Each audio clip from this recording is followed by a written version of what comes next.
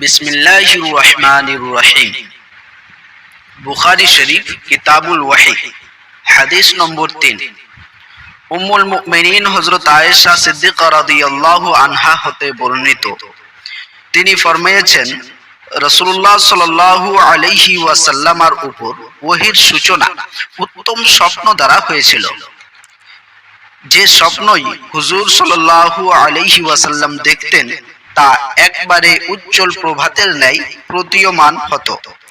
অতঃপর তার নিকট নির্জনতা পছন্দনীয় হয়ে দাঁড়ায় এবং তিনি হীরা গুহায় নির্জনতা অবলম্বন করেন। আপন পরিবারের নিকট ফিরে এসে কিছু খাদ্য সামগ্রী সঙ্গে নিয়ে যাবার পূর্বে এভাবে এক নাগাড়ে বেশ কয়েকদিন ইবাদতে মগ্ন থাকতেন। অতঃপর হযরত খাদিজা রাদিয়াল্লাহু আনহার নিকট ফিরে এসে আবার এক সময়ের জন্য কিছু খাদ্যদ্রব্য নিয়ে যেতেন। এমতো অবস্থায় হুজুর সাল্লাল্লাহু আলাইহি ওয়াসাল্লামের উপর ওহী নাজিল হতো যখন তিনি হীরা গুহায় থাকতেন।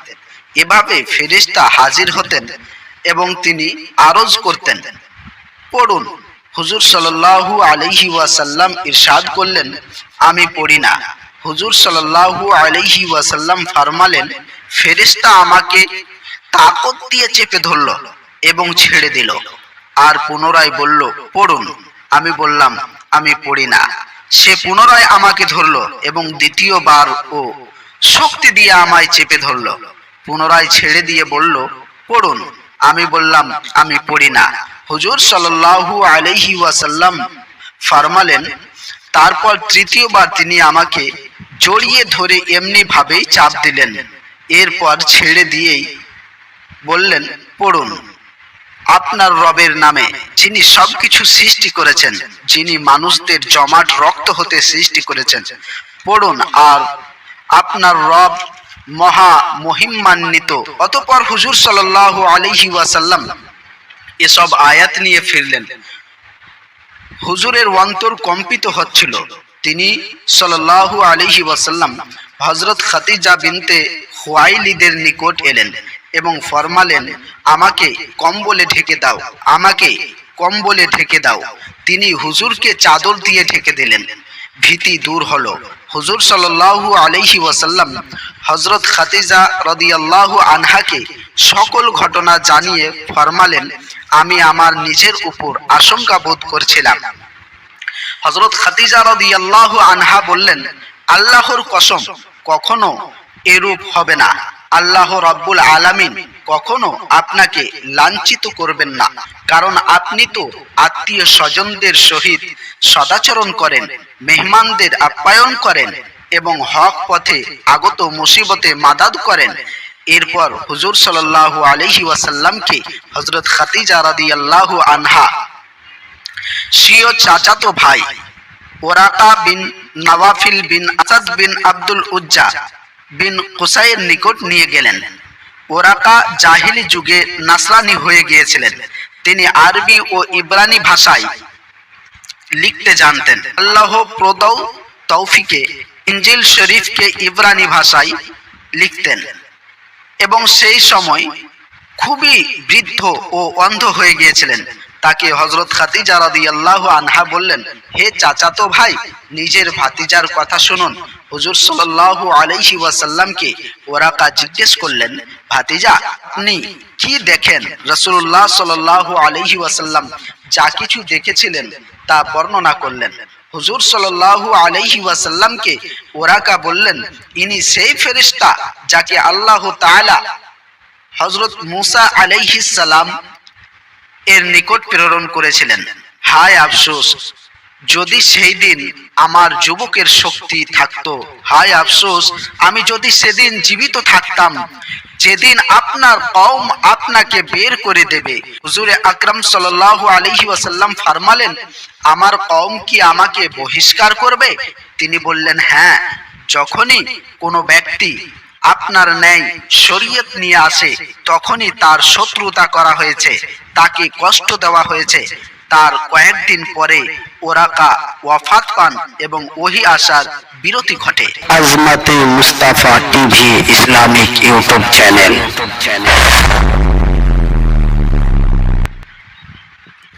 হাদিস নম্বর 4, হযরতে জাবির বিন আব্দুল্লাহ আনসারী রাদিয়াল্লাহু আনহু হতে বর্ণিত, তিনি ওহীর সিলসিলা বন্ধ হওয়ার বর্ণনা প্রসঙ্গে নিজ হাদিসে ইরশাদ করেছেন যে হুজুর আকরাম সাল্লাল্লাহু আলাইহি ওয়াসাল্লাম ইরশাদ করেছেন, আমি চলছিলাম, হঠাৎ আসমান হতে একটি শব্দ শুনতে পেয়ে আমার দৃষ্টি উপরে তুললাম। দেখলাম সেই ফেরেশতা আসমান ও জমিনের মাঝে একটা চেয়ার উপবিষ্ট, যিনি হীরা গুহায় আমার নিকটে এসেছিলেন। এতে আমি শঙ্কিত হলাম। অবিলম্বে আমি ফিরে এসে বললাম, আমাকে চাদর দ্বারা আবৃত করো। অতঃপর আল্লাহ তাআলা ওহী অবতীর্ণ করলেন, হে কম্বল পরিহিত দণ্ডায়মান হন, সতর্ক করুন আর আপনার রবের শ্রেষ্ঠ ঘোষণা করুন এবং স্বীয় পরিধেয় বস্ত্র পবিত্র রাখুন এবং অপবিত্র থেকে দূরে থাকুন। অতঃপর ওহী পুরোদমে ধারাবাহিকভাবে অবতীর্ণ হতে লাগলো। হযরত আব্দুল্লাহ ইবনে ইউসুফ রাদিয়াল্লাহু আনহু ও আবু সালিহ রাদিয়াল্লাহু আনহু অনুরূপ বর্ণনা করেছেন।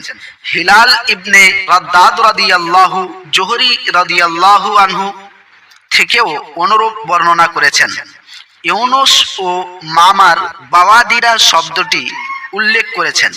Azmate Mustafa TV Islamic YouTube channel.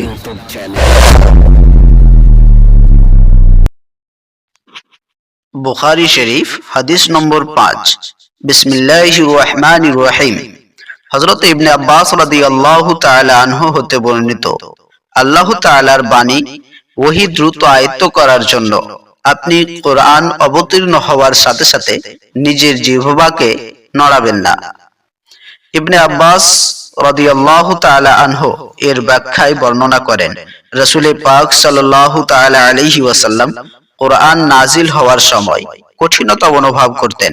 যখন জিবরাইল আলাইহিস সালাম ওহী নিয়ে আসতেন, নিজের জিহ্বা এবং ঠোঁট হিলাতেন, পাশে পড়ার চেষ্টা করতেন। হুজুর আকরাম সাল্লাল্লাহু আলাইহি ওয়াসাল্লাম এর কঠিনতা অনুভব হতো, যা জানা যেত। হযরত ইবনে আব্বাস রাদিয়াল্লাহু তাআলা আনহু বর্ণনা করেন, আমি তোমাকে বোঝানোর জন্য ঠোঁট হিলাচ্ছি যেভাবে হুজুর আকরাম সাল্লাল্লাহু তাআলা আলাইহি ওয়াসাল্লাম ঠোঁট হিলাতেন। সাঈদ বিন জুবাইর রাদিয়াল্লাহু তাআলা আনহু, যিনি হযরত ইবনে আব্বাস রাদিয়াল্লাহু তাআলা আনহু এর ছাত্র, তিনি বর্ণনা করেছেন, আমি তোমাদের নিমিত্তে আমার ঠোঁটকে হিলাচ্ছি যেরূপ ভাবে ইবনে আব্বাস রাদিয়াল্লাহু তাআলা আনহু হিলাতেন। সুতরাং তিনি তার ঠোঁট মোবারক হিলালেন। এ সম্পর্কে আল্লাহ তাআলা আয়াত নাজিল করলেন, ওহী দ্রুত আয়ত্ত করার জন্য আপনি ওহী নাজিল হওয়ার সময় নিজের জিহ্বা নড়াবেন না, সেটি সংরক্ষণ করার ও পাঠ করানো আমার দায়িত্ব। ইবনুল আব্বাস রাদিয়াল্লাহু তাআলা আনহু বলেন, এর অর্থ হলো, নিঃসন্দেহে এটি আমার দায়িত্ব, সেটি আপনার অন্তরে হেফাজত করার এবং আপনার দ্বারা তা পাঠ করানো। সুতরাং আমি যখন তা পাঠ করি। হাদিস নম্বর 6, হযরত ইবনে আব্বাস রাদিয়াল্লাহু তাআলা আনহু হতে বর্ণিত, তিনি বলেন, রাসূলুল্লাহ সাল্লাল্লাহু তাআলা আলাইহি ওয়াসাল্লাম সমস্ত মানব জাতির মধ্যে অধিক দানশীল ছিলেন। হুজুর সাল্লাল্লাহু তাআলা আলাইহি ওয়াসাল্লামের দানশীলতা সর্বাধিক হতো রমজান শরীফে। যখন হযরত জিবরাইল আলাইহিস সালাম নবী করিম সাল্লাল্লাহু তাআলা আলাইহি ওয়াসাল্লামের সহিত সাক্ষাৎ করতেন, রমজান মাসের প্রতি রাতেই হযরত জিবরাইল আলাইহিস সালাম নবী সাল্লাল্লাহু তাআলা আলাইহি ওয়াসাল্লামের সহিত সাক্ষাৎ করতেন এবং একে অপরকে কোরআন শরীফ তেলাওয়াত করে শোনাতেন। এই প্রক্রিয়া রমজান শরীফের শেষ অবধি জারি থাকত। যখন হযরত জিবরাইল আলাইহিস সালাম রাসূলুল্লাহ সাল্লাল্লাহু তাআলা আলাইহি ওয়াসাল্লামের সহিত সাক্ষাৎ করতেন, তখন হুজুর সাল্লাল্লাহু তাআলা আলাইহি ওয়াসাল্লাম প্রবাহিত বায়ু অপেক্ষা অধিক দানশীল হতেন। তাখরিজ, বুখারী শরীফ 1902, 3220, 3554, 4900। বুখারী শরীফ হাদিস নাম্বার 7, বিসমিল্লাহির রহমানির রহিম। হযরত আব্দুল্লাহ ইবনে আব্বাস রাদিয়াল্লাহু তাআলা আনহু থেকে বর্ণনা করেন যে আবু সুফিয়ান ইবনে হারব তাকে বলেছেন, সম্রাট হেরাক্লিয়াস একদা তার নিকট বার্তাবাহক দ্বারা আহ্বান করলেন। তখন তারা ব্যবসা উপলক্ষে সিরিয়ায় ছিলেন। রাসূলুল্লাহ সাল্লাল্লাহু তাআলা আলাইহি ওয়াসাল্লাম সে সময় আবু সুফিয়ান ও কুরাইশদের সাথে নির্দিষ্ট সময়ের জন্য সনধিতে আবদ্ধ ছিলেন। আবু সুফিয়ান তার সঙ্গীবর্গ সহ হিরাকেলের নিকট এসে পৌঁছালেন। তখন হিরাকেল জেরুজালেমে অবস্থান করছিল। হিরাকল তাদেরকে তার মজলিসে ডাকল। তখন তার সাথে রোমের নেতৃত্বরা ছিল। এরপর তাদেরকে ডাকলো ও অনুবাদককে ডাকলো। তারপর জিজ্ঞাসা করল, এই যে ব্যক্তি নিজেকে নবী বলে দাবি করেন, তোমাদের মধ্যে বংশের দিক হতে তার সবচেয়ে নিকট আত্মীয় কে? আবু সুফিয়ান বললেন, আমি বললাম, বংশের দিক দিয়ে আমি তার নিকট আত্মীয়। হেরাকল বলল, তাকে আমার নিকটে নিয়ে এসো এবং তার সঙ্গীদেরকেও তার নিকটে এসে পিছনে বসিয়ে দাও। অতঃপর নিজের অনুবাদককে বলল, তাদের বলে দাও, আমি এর কাছে সে ব্যক্তি সম্পর্কে কিছু জিজ্ঞাসা করব। সে যদি আমার কাছে মিথ্যা বলে, তবে সাথে সাথে তোমরা তাকে মিথ্যাবাদী বলে প্রকাশ করবে। আবু সুফিয়ান বললেন, আল্লাহর কসম, তারা আমাকে মিথ্যাবাদী বলে প্রচার করবে, এ লজ্জা যদি আমার না থাকতো তবে অবশ্যই আমি তার সম্পর্কে মিথ্যা বলতাম। এরপর তিনি তার সম্পর্কে আমাকে যে প্রশ্ন করেন তা হচ্ছে, তোমাদের মধ্যে তার বংশমর্যাদা কেমন? আমি বললাম, তিনি আমাদের মধ্যে অতি সম্ভ্রান্ত পরিবারের। সে বলল, তোমাদের মধ্যে এর আগে আর কখনো কি কেউ এ কথা বলেছে? আমি বললাম, না। তিনি বলেন, তারপর তার বাপদাদাদের মধ্যে কি কেউ বাদশাহ ছিলেন? আমি বললাম, না। তিনি বলেন, সম্ভ্রান্ত লোকেরা তার অনুসরণ করেন না সাধারণ লোকেরা? আমি বললাম, সাধারণ লোকেরা। তিনি বললেন, তারা কি সংখ্যায় বাড়ছে না কমছে? আমি বললাম, তারা বেড়েই চলেছে। তিনি বললেন, নবুয়াতের দাবির আগে তোমরা কি কখনো তাকে মিথ্যার দায়ে অভিযুক্ত করেছ? আমি বললাম, না। তিনি বললেন, তিনি কি চুক্তি ভঙ্গ করেন? আমি বললাম, না। তবে আমরা তার সহিত একটা চুক্তিতে আবদ্ধ রয়েছি, জানি না এর মধ্যে তিনি কি করবেন। আবু সুফিয়ান বললেন, এ কথাটুকু ছাড়া নিজের পক্ষ থেকে আর কোনো কথা সংযোজনের সুযোগই আমি পাইনি। তিনি বললেন, তোমরা কি তার সাথে কখনো যুদ্ধ করেছো? আমি বললাম, হ্যাঁ। তিনি বললেন, তার সঙ্গে তোমাদের যুদ্ধ কেমন হয়েছে? আমি বললাম, তার ও আমাদের মধ্যে যুদ্ধের ফলাফল কুয়ার বালতির ন্যায়, কখনো তার পক্ষে যায়, আবার কখনো আমাদের পক্ষে আসে। তিনি বললেন, তিনি তোমাদের কিসের আদেশ দেন? আমি বললাম, তিনি বলেন, তোমরা এক আল্লাহর ইবাদত করো এবং তার সঙ্গে কোনো কিছুর শরীক করো না, এবং তোমাদের বাপদাদার ভ্রান্ত মতবাদ ত্যাগ করো। আর তিনি আমাদের সালাত আদায় করার, সত্য কথা বলার, নিষ্কুলুষ থাকার এবং আত্মীয়দের সঙ্গে সৎ ব্যবহার করার আদেশ দেন। তারপর তিনি অনুবাদককে বললেন, তুমি তাকে বলো, আমি তোমার কাছে তার বংশ সম্পর্কে জিজ্ঞাসা করেছি। তুমি তার উত্তরে উল্লেখ করেছ যে তিনি তোমাদের মধ্যে সম্ভ্রান্ত বংশের। প্রকৃতপক্ষে রাসূলগণকে তাদের কওমের উচ্চ বংশেই প্রেরণ করা হয়ে থাকে। তোমাকে জিজ্ঞাসা করেছি, এ কথা তোমাদের মধ্যে এর ইতিপূর্বে আর কেউ বলেছে কিনা? তুমি বলেছ না। তাই আমি বলছি যে আগে যদি কেউ এ কথা বলে থাকতো, তবে অবশ্যই আমি বলতে পারতাম, এ এমন ব্যক্তি যে তার পূর্বসূরির কথারই অনুসরণ করছে। আমি তোমাকে জিজ্ঞাসা করেছি, তার পূর্বপুরুষদের মধ্যে কোনো বাদশাহ ছিলেন কিনা? তুমি তার উত্তরে বলেছ না।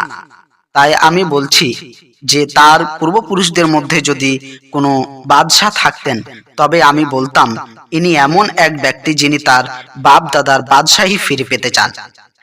আমি তোমাকে জিজ্ঞাসা করেছি, এর আগে কখনো তোমরা তাকে মিথ্যার দায়ে অভিযুক্ত করেছো কিনা? তুমি বলেছ না। এতে আমি বুঝলাম, এমনটি হতে পারে না যে কেউ মানুষের ব্যাপারে মিথ্যা ত্যাগ করবে অথচ আল্লাহর ব্যাপারে মিথ্যা বলবে। আমি তোমাকে জিজ্ঞাসা করেছি শরীফ লোক তার অনুসরণ করেন না সাধারণ লোক? তুমি বলেছ সাধারণ লোকই তার অনুসরণ করে, আর বাস্তবে এরাই হন রাসূলের অনুসারী। আমি তোমাকে জিজ্ঞাসা করেছি তারা সংখ্যায় বাড়ছে না কমছে? তুমি বলেছ বাড়ছে। প্রকৃতপক্ষে ইমানে পূর্ণতা লাভ করা পর্যন্ত এরকমই হয়ে থাকে। আমি তোমাকে জিজ্ঞাসা করেছি তার দিনে দাখিল হওয়ার পর কেউ নারাজ হয়ে কি ত্যাগ করে? তুমি বলেছ না। ইমানের স্নিগ্ধতা অন্তরের সাথে মিশে গেলে ইমান এরূপই হয়। আমি তোমাকে জিজ্ঞাসা করেছি তিনি চুক্তি ভঙ্গ করেন কিনা? তুমি বলেছ না। প্রকৃতপক্ষে রাসূলগণ এরূপই চুক্তি ভঙ্গ করেন না। আমি তোমাকে জিজ্ঞাসা করেছি তিনি তোমাদের কিসের নির্দেশ দেন? তুমি বলেছ তিনি তোমাদের নিষেধ করেন মূর্তি পূজা করতে, আর তোমাদের আদেশ করেন নামাজ আদায় করতে, সত্য কথা বলতে ও কুলুষ মুক্ত থাকতে। তুমি যা বলেছ তা যদি সত্য হয় তবে শীঘ্রই তিনি আমার এ দু পায়ের নিচের জায়গার মালিক হবেন। নিঃসন্দেহে আমি জানতাম তার আরবি ভাব ঘটবে, কিন্তু তিনি যে তোমাদের মধ্যে থেকে হবেন এ কথা ভাবিনি। আমি যদি নিশ্চিত জানতাম যে তার কাছে পৌঁছাতে পারবো, তার সঙ্গে সাক্ষাৎ করার জন্য আমি যে কোনো কষ্ট স্বীকার করতাম। আর আমি যদি তার কাছে থাকতাম তবে অবশ্যই তার দুইখানা পা ধুয়ে দিতাম। এরপর তিনি রাসূলুল্লাহ সাল্লাল্লাহু আলাইহি ওয়াসাল্লামের সেই পত্রখানি আনতে বললেন, যা তিনি দিহইয়াতুল কালবির মাধ্যমে বাসরার শাসকের নিকট পাঠিয়েছিলেন। বাসরার শাসক সে চিঠি হিরাকেলকে দেয়। হিরাকেল তা পাঠ করলেন। তাতে লেখা ছিল, বিসমিল্লাহির রহমানির রহিম, আল্লাহর নামে শুরু, যিনি পরম দয়ালু দাতা। আল্লাহর বান্দা ও তার রাসূল মুহাম্মদ সাল্লাল্লাহু আলাইহি ওয়াসাল্লামের পক্ষ হতে রোম সম্রাট হিরাকেল এর প্রতি শান্তি হোক তার প্রতি যে হেদায়েতের অনুসরণ করে। তারপর আমি আপনাকে ইসলামের দাওয়াত দিচ্ছি, ইসলাম গ্রহণ করুন, নিরাপদে থাকবেন। আল্লাহ আপনাকে 2 গুণ পুরস্কার দান করবেন। আর যদি মুখ ফিরিয়ে নেন তবে সব প্রজার পাপই আপনার উপর বর্তাবে। হে আহলে কিতাব, এসো সে কথার দিকে যা আমাদের ও তোমাদের মধ্যে একই, যেন আমরা আল্লাহ ব্যতীত কারো ইবাদত না করি, কোনো কারো সাথে ও তার শরীক না করি, এবং আমাদেরকেও কাউকে আল্লাহ ব্যতীত রব রূপে মান্য না করি। যদি তারা মুখ ফিরিয়ে নেয় তথা ঈমান ও তাওহীদের দাওয়াত না মানে, তবে হে মুসলমানরা, তোমরা বলো, তোমরা সাক্ষী থাকো, আমরা মুসলিম। হযরত আবু সুফিয়ান বলেন, হিরাকল তখন তার বক্তব্য শেষ করলেন এবং পত্র পাঠও শেষ করলেন। তখন সেখানে শোর হাঙ্গামা বেঁধে গেল, চিৎকার ও হই হাল্লা তুঙ্গে উঠল এবং আমাদের বের করে দেওয়া হলো। অতঃপর আমি আমার সঙ্গীদের বললাম, আবু কাবসার ছেলের বিষয় তো শক্তিশালী হয়ে উঠেছে। বনু আসফার এর সম্রাট ও তাকে ভয় পাচ্ছেন। তখন থেকে আমি বিশ্বাস করতে লাগলাম তিনি শীঘ্রই জয় হবেন। অবশেষে আল্লাহ তাআলা আমাকে ইসলাম গ্রহণের তৌফিক দিলেন। ইমাম জুহরি রাদিয়াল্লাহু তাআলা আনহু বলেন, ইবনে নাজুর ছিলেন জেরুজালেমের শাসনকর্তা এবং হিরাকেলের বন্ধু ও সিরিয়ার খ্রিস্টানদের পাদ্রী। তিনি বলেন, হিরাকেল যখন জেরুজালেমে আসেন তখন তাকে চিন্তিত দেখাচ্ছিল। তার একজন সহচর বলল, আমরা আপনার চেহারা আজ বিবর্ণ দেখছি। ইবনে নাজুর বললেন, হিরাকেল ছিলেন জ্যোতিষী, জ্যোতির্বিদ্যায় তার দক্ষতা ছিল। তা জিজ্ঞাসা করলে তিনি তাদের বলেন, আজ রাতে আমি তারকা রাজির দিকে তাকিয়ে দেখতে পেলাম খাতনাকারীদের সর্দার আরবিভূত হয়েছেন। আচ্ছা বলো তো, বর্তমান যুগে কোন জাতি খাতনা করে? তারা বলল, ইহুদিরা ছাড়া কেউ খাতনা করে না, কিন্তু তাদের ব্যাপারে যেন আপনি মোটেই চিন্তা না করেন, অর্থাৎ এসব ইহুদির কারণে আপনি চিন্তা করবেন না। আপনার রাজ্যের শহরগুলিতে লিখে পাঠান, তারা যেন সেখানকার সকল ইহুদিদেরকে মেরে ফেলে। তারা যখন এ ব্যাপারে ব্যতিব্যস্ত ছিল, তখন হেরাকেলের কাছে এক ব্যক্তিকে উপস্থিত করা হলো, যাকে গাসসানের শাসনকর্তা পাঠিয়েছিলেন। তিনি রাসূলুল্লাহ সাল্লাল্লাহু তাআলা আলাইহি ওয়াসাল্লামের সম্পর্কে খবর দিচ্ছিলেন। হেরাকেল তার কাছ থেকে খবর জেনে নিয়ে বললেন, তোমরা একে নিয়ে গিয়ে দেখো তার খাতনা হয়েছে কিনা। তারা তাকে নিয়ে গিয়ে দেখে এসে সংবাদ দিল তার খাতনা হয়েছে। হেরাকেল তাকে আরবদের সম্পর্কে জিজ্ঞাসা করলেন।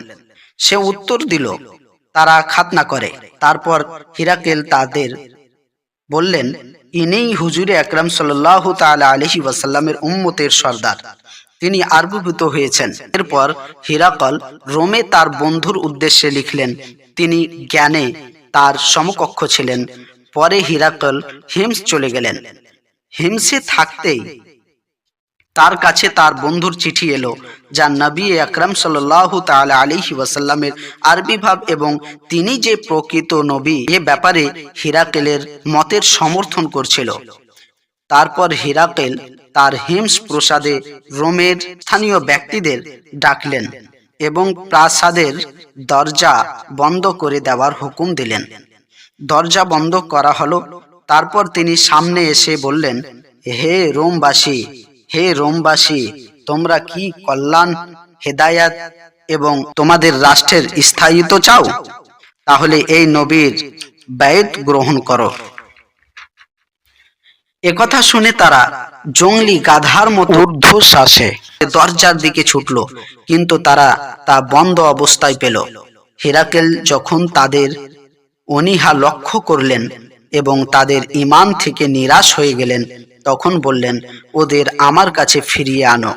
তিনি বললেন, আমি একটু আগে যে কথা বলেছি তা দিয়ে তোমরা তোমাদের দ্বীনের উপর কতটুকু অটল, কেবল তার পরীক্ষা করছিলাম।